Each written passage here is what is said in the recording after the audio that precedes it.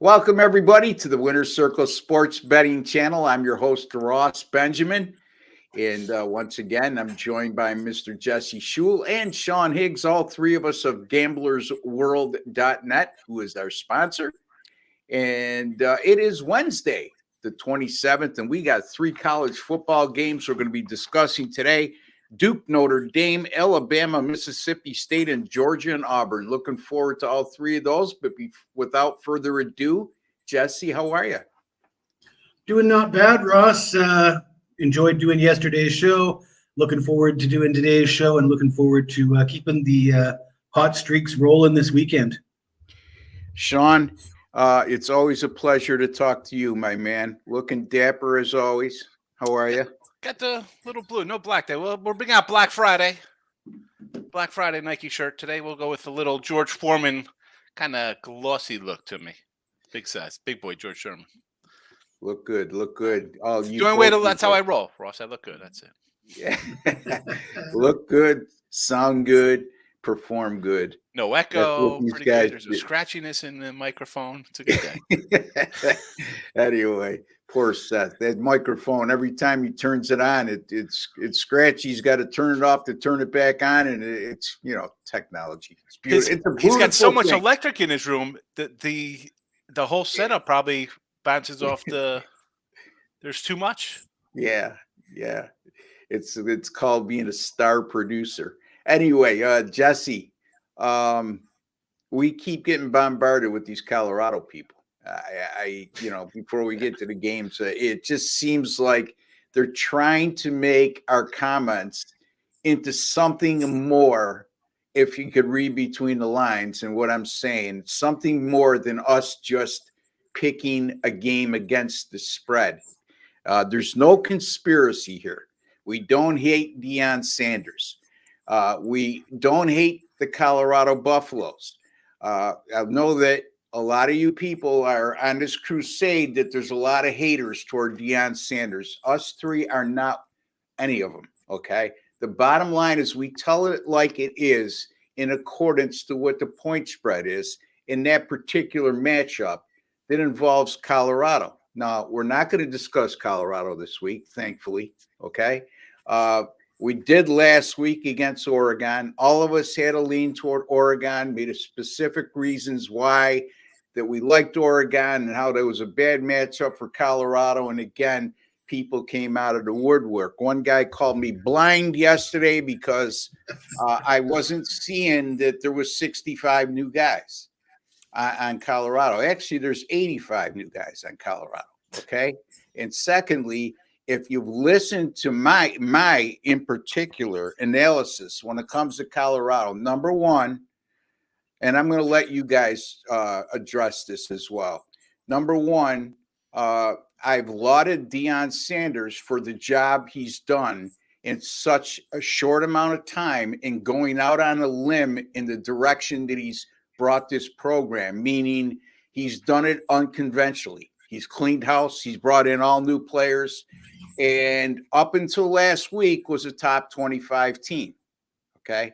Now you can't be saying we hate Colorado and we're underestimating them. They're number 25 and then they get blown out and turn around like one gentleman said. And well, big deal. Oregon was minus 21 in that game. They should have won. You can't have it both ways. Okay.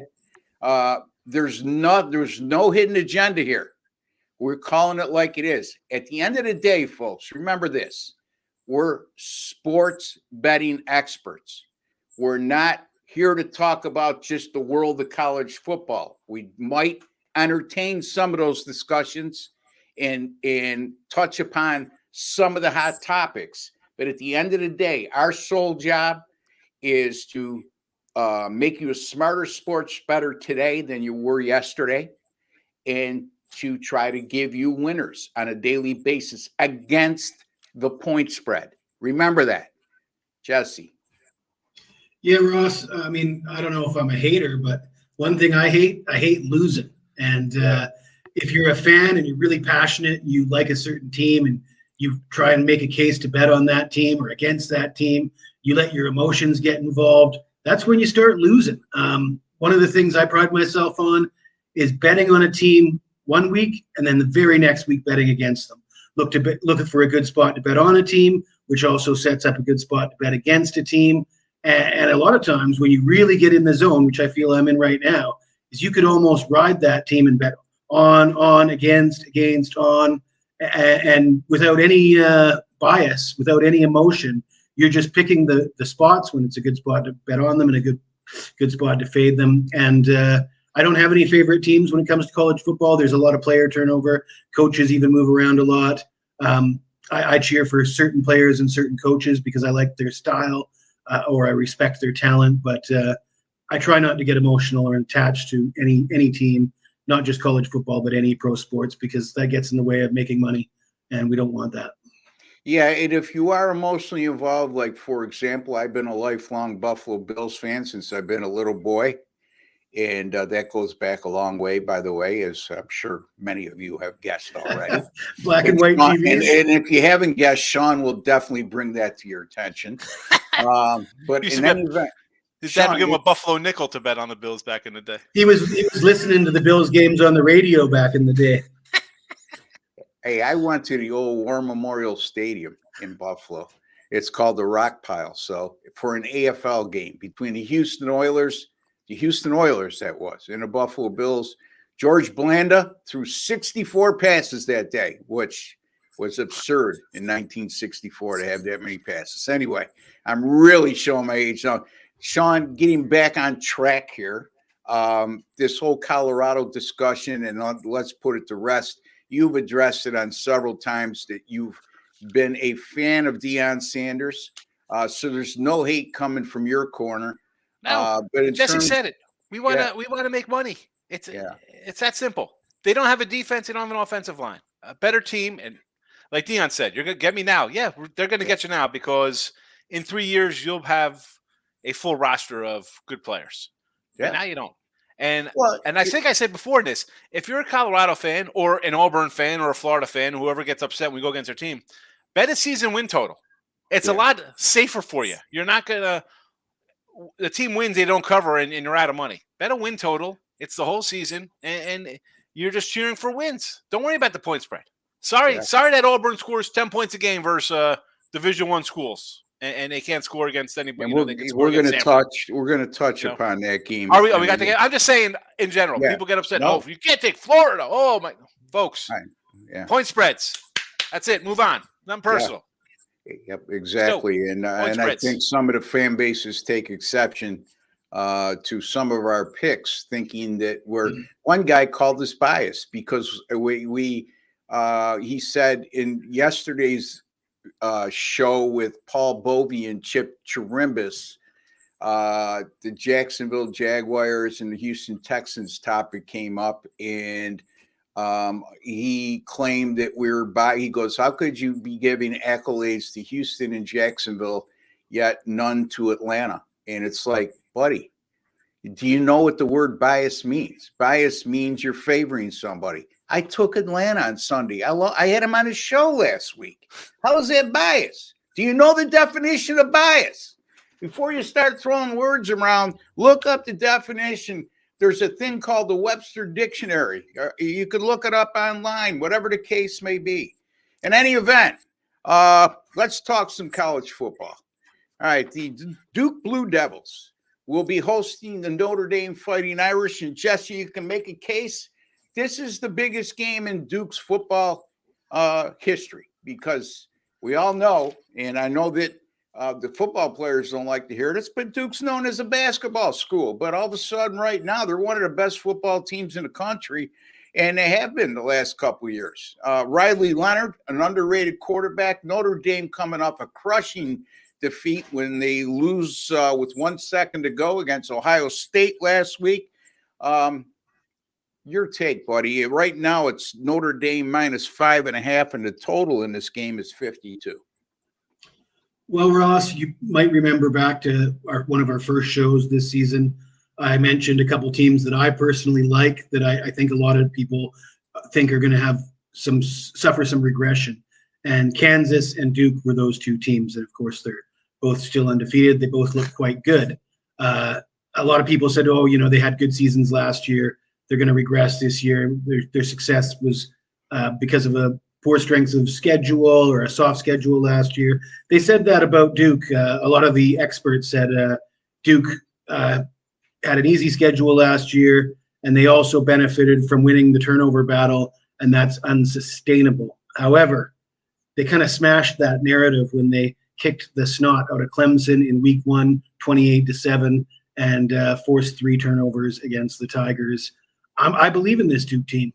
Mike Elko's defense just continues to force turnovers and win the turnover battle, and they're probably going to need a few turnovers if they want to hang with Notre Dame here. But this is, I think, a tough game for Notre Dame. It's kind of similar to the handicap yesterday. We talked about Clemson and Syracuse. Now you got Notre Dame in that dream crusher spot, right? Their goals for the season are probably crushed after losing to Ohio State, and you have to weigh whether it's a bounce back or a dream crusher spot. And I'm leaning toward the dream crusher. And this Duke team allowing 8.8 points per game. You can say that their schedule has been soft. Some of the last week they played UConn, but they're winning these games by 30 plus points. And they're playing the teams that you put in front of them, and they're winning by a margin, what you'd expect a really good team to win by. And now they're facing a Notre Dame team that, not a good spot for Notre Dame. They're catching 5.5 points. Would I like to be getting 7? Sure, but I'll take the 5.5. I'll take the home dog. I'm a believer. Yeah, so Jesse likes the Duke Blue Devils plus 5.5 against Notre Dame. He's banking on the fact that Notre Dame is going to have an emotional letdown. He's also banking on the fact that not a lot of people are giving Duke the credit that they are due. And he makes a good, compelling case for that. So I can't disagree. I don't really have a lean on this game because I think if Notre Dame's power running game is at its finest here, Duke will have a hard time. But we will see. I mean, it's certainly a good situational spot to fade the Irish. But, Sean, what do you think about this contest? Yeah, I'm just like it's Duke or really nothing for me. And the way you lose, like this is why I'm hesitant to take Duke, because Notre Dame just looked you lose late, but you just didn't look good the whole game. Granted, Ohio State defenses, I didn't think they're that good. I like the over in that game. I thought it would be a back and forth kind of an affair. So I don't know. Is now the coach going to come out and be like, we can't sit and have that, taste in our mouth and then lay another egg here, because then it's Notre Dame doesn't make a difference who the quarterback is. You guys aren't competitive enough against the elite kind of teams. It's a no play for me. As much as I want to take Duke, much like Syracuse, we talked about yesterday. I don't know. It's just something. 5.5 looks like it's too low. If you like, Notre Dame should win by a touchdown, but it's also like everything on top of it's like maybe it's just right because Duke is maybe a little better than what we think they are. I got to pass, and usually, I could come in on the side sometimes and say flat out I like something. This one, I have nothing, not a side, not a total. It's just it's a I want to tough see how one they for me, respond. too. I want to see how Yeah. Notre Dame responds. Exactly. But Jesse, I think even if Notre Dame wins this game, won that game last week in an exciting, thrilling game, really this discussion in terms of the point spread on this game and where your thoughts lie and what I just listened to, I don't think they would have changed. Correct?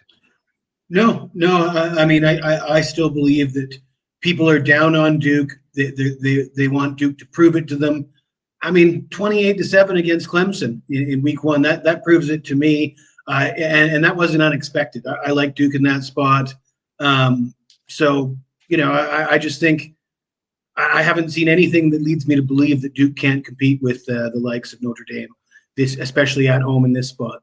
A Notre Dame win last week, and you're looking at probably a 6.5 or a 7 in this spot. It's Right. definitely a point higher. And then you're like, I'm taking Duke because this is such a letdown spot. They're riding high. Right. Then it's no brainer. Either way, that's my point. That spot is but that's a lot easier though, because now it's Notre Dame. That's probably the difference between this being a premium pick and a pick that I feel comfortable giving out on the show. Yeah. Is That way's automatic. Duke to the house. Let's go. We're taking it. This one here, it's like, oof, I don't know. Yeah, I mean, again, this has it looks to me like it's going to be a game that goes down to the wire. I don't think Duke is going to win this game in the manner in which they beat Clemson, because I think Notre Dame is a far superior team than Clemson this year. I think they have a better quarterback than they've had in years past. Their defense has proven to be really good. I thought they did a pretty good job on the Ohio State receivers last week, considering those guys are going to the NFL and most likely in the first round in the upcoming draft. So anyway, let's get to our next game, and it's Alabama and Mississippi State. Alabama bounced back last week, and Jesse was right on that pick. He was spot on, and they're laying 14.5 at Mississippi State this week after coming off that win over Ole Miss. So quieted down the Ole Miss Rebels contingent for a while, and Lane Kiffin for a while anyway, until for another week anyway, because they're going to be playing LSU this week, which is a great matchup. But let's get to this game. Alabama minus 14.5 at Mississippi State. Let the kid throw the ball, I said, with Will Rogers last week, and they did it a little bit. But what do you think, Sean? Yeah, I'm going to lay the 14.5 here. 7.5, 14 and a halves. Those halves don't scare me. I like the favorites more in those spots. And yeah, Will Rogers let the kid throw the ball, 487 yards or whatever. The games before that, 103 yards for LSU, and you lost 41-14. And he threw for 100 yards in that game. Arizona, he threw 3 TDs, 13 to 17. They still put up 20 points. I mean, that was barely a win, 24 points. And he was 13 to 6. He used to throw the ball. He was a good quarterback throwing the ball. What do they want to run the ball now? What are they doing? Yeah, I don't know. 37 points at South Carolina, 41 at LSU, allowed 78 to. Listen, those are two teams I'll say are comparable to Alabama talent-wise as opposed to like Arizona. And if you're not scoring, or if you're allowing that to those teams, and Alabama may have found their little offense in the second half to, they did score against Texas. I will lay it here, because if Mississippi State's like, we're gonna run the ball, okay. Alabama's defense is decent. I always hang my hat on them being a decent defense. 14.5, I'm gonna lay it. I just do not. The Mississippi State switcheroony of we're gonna run the ball and not throw it, I do not understand one bit. I mean, the numbers there, you look at them, I just shake my head. How do you throw? Yeah. How do you throw for? You're 41-14. You threw for 100 yards in the game, folks. Yeah, crazy. Yeah, and Will Rogers, like we alluded to last week, I mean, his last 2 years, his numbers were terrific. And this 4,000 yards basically throwing the ball. Yeah, and this year, you look at his numbers, and when he's given the opportunity to throw the ball, it's been unimpressive. And I just think it's in the kid's head, Jesse. You know what I mean? Because they changed the entire scheme, and I don't think he's comfortable in this system. Well, I've watched a lot of Mike Leach offenses, and I've seen a lot of, let's say, average to above average quarterbacks lead the league in passing under Mike Leach. So, I mean, I think Mike Leach's system could take a lot of credit for the numbers that Will Rogers was putting up earlier in his career. I mean, you look at those Washington State teams, they roll guys in every year, new guy, a guy would get hurt, another guy comes in, they're throwing for 300, 400 yards every game. So it's a lot of that's got to be the system. And to move away from that system when you have the same personnel and you were fairly successful with it, seems like a recipe for disaster. I think Mississippi State's basically on the fade list until further notice. I like Sean's pick. I see that money's coming in on the under. That total's gone from 48.5 to 46.5. Probably a different style of play from Alabama. They're focusing more on the run and utilizing the skills of Jalen Milroe as a dual threat quarterback and probably chewing up more clock while they're running the ball more. So that's another angle to look at for this game. Yeah, absolutely. And, you make a good point about Mike Leach and his quarterbacks at Washington State. Go back to Texas Tech. And again, Patrick Mahomes did not play under Mike Leach. So let's put that aside, okay? Patrick Mahomes, I believe, was Cliff Kingsbury was the coach then, if I'm not mistaken. I may be, but it wasn't Mike Leach. They'll let us know in the comment section. Don't worry about it, Russ. Yeah, exactly. But in any event, my point being is even as Texas Tech quarterbacks have put up a lot of yards. None of them really made it in the NFL in terms of a starting quarterback. So yeah, his system worked great. But look, when Paul Johnson left Georgia Tech, what they're doing at Mississippi State right now, there's a correlation. Okay, and follow me with this point I'm trying to make. Georgia Tech ran the triple option offense. The 80% of their playbooks was runs. And then he retires and Jeff Collins takes over. And Jeff Collins, to his credit, did not try to transform it into the offense he wanted to run. He did it gradually. He still ran a little triple option. He integrated some of his system in, but that would be like taking that Georgia Tech offense the first year that Paul Johnson wasn't there and trying to run the spread, and or trying to run an air raid offense. I mean, you're set up for failure, and it's like Jesse just said, the personnel that you recruit and the prior coach recruited in those types of offenses were geared toward the offense you're running. And it's a cultural shock, for lack of a better phrase, to try to force feed. Oh,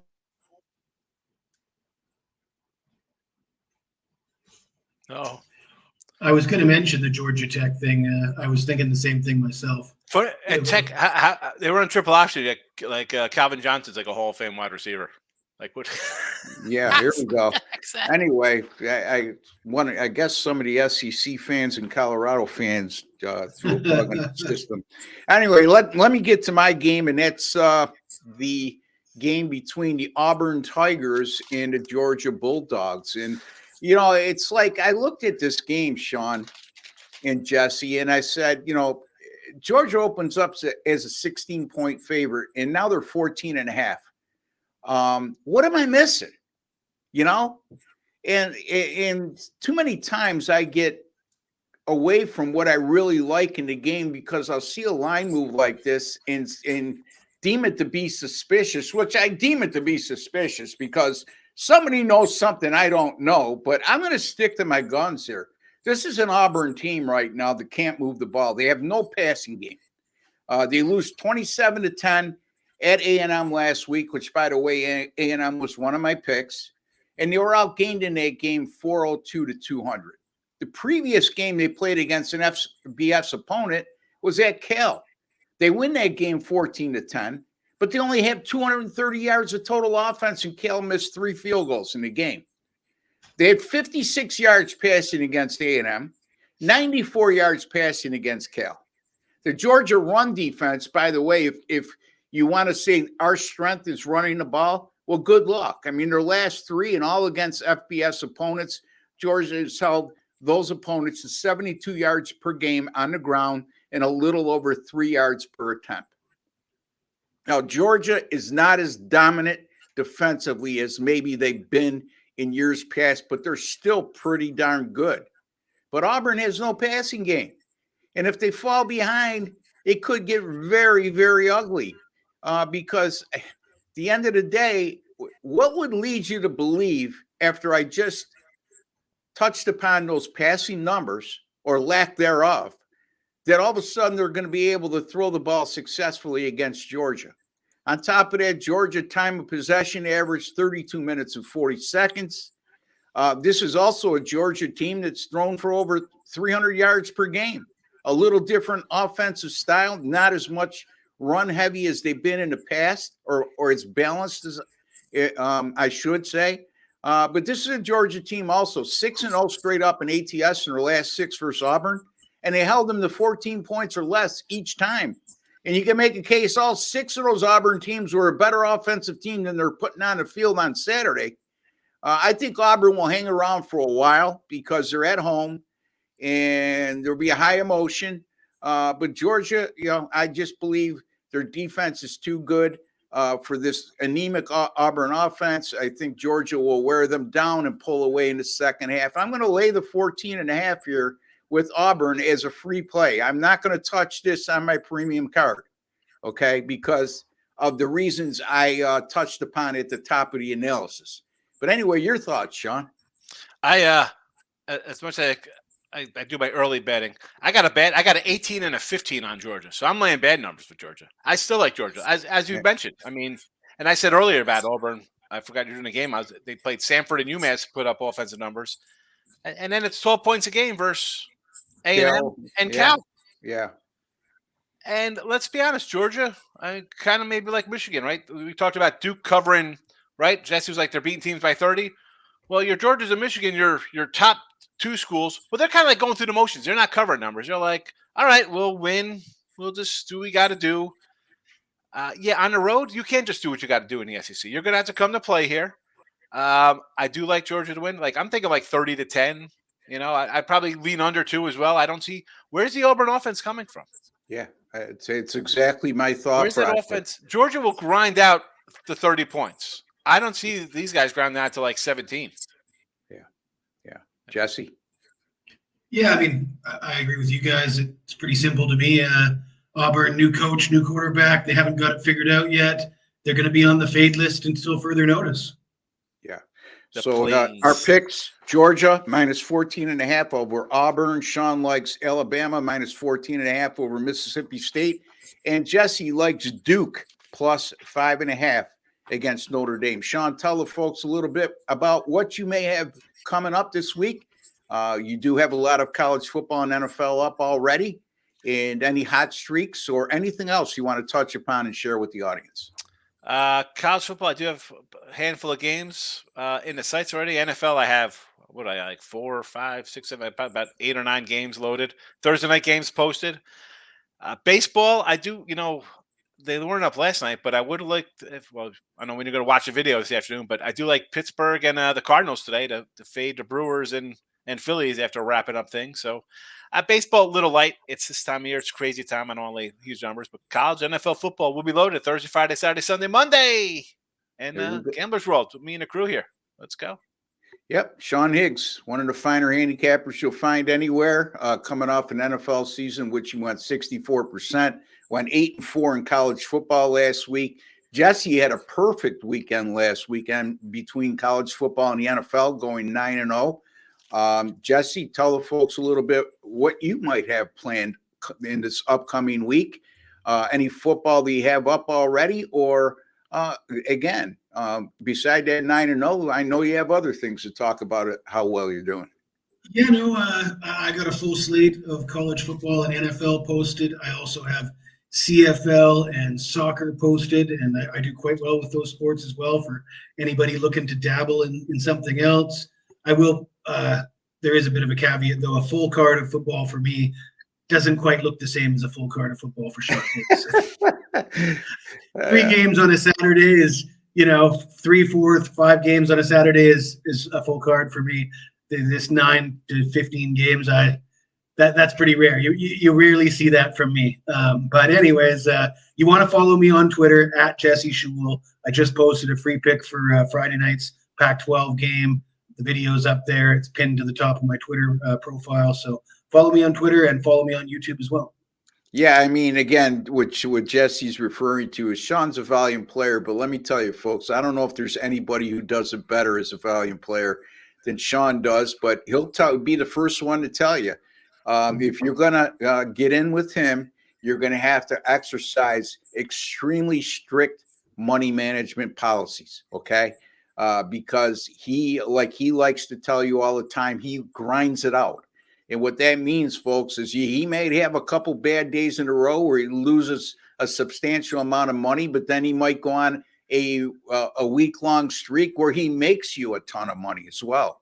So again, right, Sean? I mean, I don't want to speak for you. Yeah, no, and that's the way the season's going. Like 27, 26 in football. You have a 8-4. You have a 6-7. At 5 and 6, they're. But again, it's not. I'm not throwing out money lines. This is football, so it's not like, hey, take this minus 290 or some. It's their point spreads, and they are what they are. And we're gonna. You got to grind it out. I'm a better at heart. As much as we're like candy capper kind of, I'm better at heart. So if I want to bet something, I'm good for the degenerate, I guess, because I'm gonna give you games, but I have the 30 years of I'm not going to get crushed going 0-7 2 days in a row. I'll still have a bankroll left, but Yeah. That's the key, Ross. And even if you're betting 5 games, you can't think you're going to go 5-0 or 2-0 every day. You could lose. You can't go crazy with your bankroll. Yeah, I know exactly. from experience that when I put out a 3-game card on a Saturday, some clients are not satisfied by that. They're not satiated. So my recommendation to them is to don't just subscribe to my picks. You got to get my buddies Ross and Sean as well, and then you'll have everything you're looking for. I'm sure to both of you guys that people come in after you have a good weekend. Like I'd have a 10-3 weekend last year in NFL on a Sunday, and somebody like, oh, I can't believe you had a bad day. I'm looking around. Who had a bad day? Oh, I lost. How do you lose? I'm sure you've had people when you go 3-0 say they lost money. I did things on my own. Last Saturday, I got an email saying, "How come you don't have anything for the noon kickoff games?"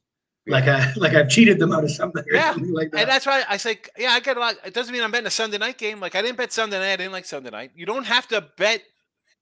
Yeah. Oh, it's 2:00 game. Let's bet the early afternoon game. Look, and what we're referring to is subscribers, okay? Yeah. Not the people who just buy a daily package or a single game or multi-game daily package. It's the subscribers. And if you subscribe to us, there's a reason why. You've seen that we won or we win over the long haul. So what's the hurry? You know, if you don't like a game on that particular day, or you only, like Jesse said, like 3 games on a Saturday on a card with 66 games or so, what's the big deal? If you win, that's all that matters, you know, and you're not going to win every day too. So it's like Sean says, I hate to keep bringing up what Sean says, but I can't say it any better. You got to grind it out. Okay. Nobody wins every day. And we all have our different styles, and money management is a key, no matter if you use 3 games a day or 7 games a day.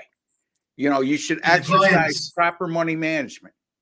The clients have different styles too. I mean, there are clients that are looking to cherry pick a few games and go big on those games, and there's clients that want all day action. They want entertainment, and they want as many games as possible. And I'm not a suitable guy for that. If that's what you're looking for, I'm the wrong guy.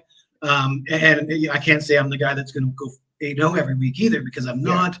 But at least occasionally I will, and hopefully at the end of the year we're looking at 60% winners or something along those lines is usually the goal I set for myself. Right around 60% is something I'll be happy with anyways. Well, I mean, in Sean's case, if you hit 55%, you're going to make a ton of money because he's putting up I'm a 54, 55, 56, anywhere in that range. Yeah. It'll be a nice season, folks. It's a good year for you. And you'll get people who say I could do that on my own. Well, go ahead, try over the long. You know, I don't want to hear about you went 9-0 last week. How do we know that? Okay, you know, with us, when we say we're 9-0, like Jesse was last weekend, there's several sites that could document that. What is it? A conspiracy? Are they all lying? Come on, you know. Not his site. He can't go in and change the grades. No. Let me blow my own horn for a second here. Since September 12th. 28-7. I had another winner last night, Major League Baseball, which makes me 12-2 with my last 14 in Major League Baseball. And then going back to the August the 4th, all sports 75-44, somewhere around 64 or 65%. College football 12-1 the last 2 weeks, including an 11-0 the last 2 Saturdays. So there you have it, folks. A lot of you have subscribed to me over a 30-day or an annual package. Thank you for doing that. Okay. I'm going to make you money. I've already made you money. You should do the same with these 2 guys too. The only true indicator of winning money is to find yourself a proven winner and stick with them over the long haul.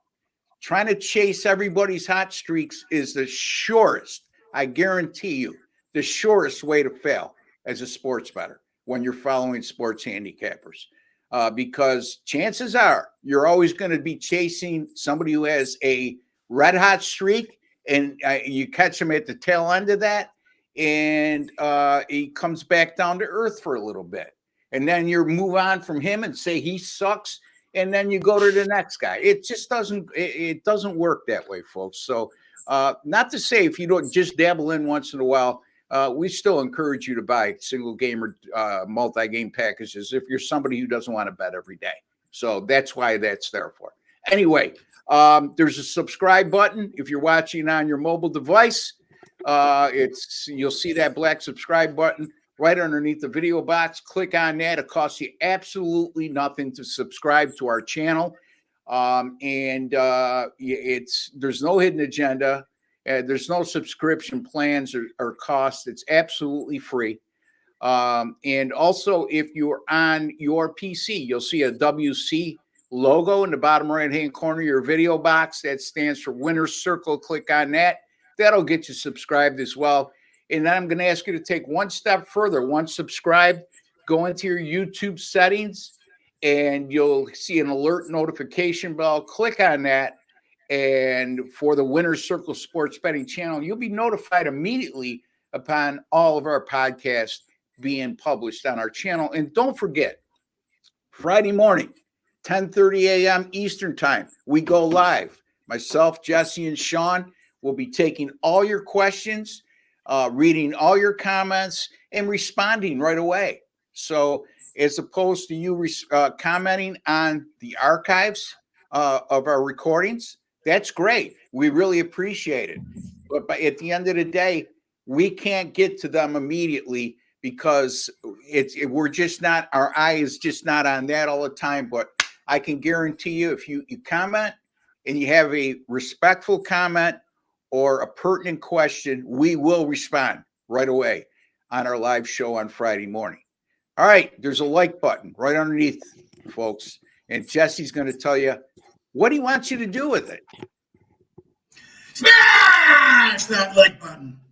All right, smash that like button, touch it, tap it, whatever you want to do. It's just a small token of your appreciation for the work we put in on this channel and the preparedness and to make you a smarter sports bettor today than you were yesterday. Until the next time, which will be tomorrow, I'll be with Kyle Hunter and Doug Upstone. We'll be covering college football at that time. For Jesse Schule, Sean Higgs, and Ross Benjamin, take care and God bless, folks.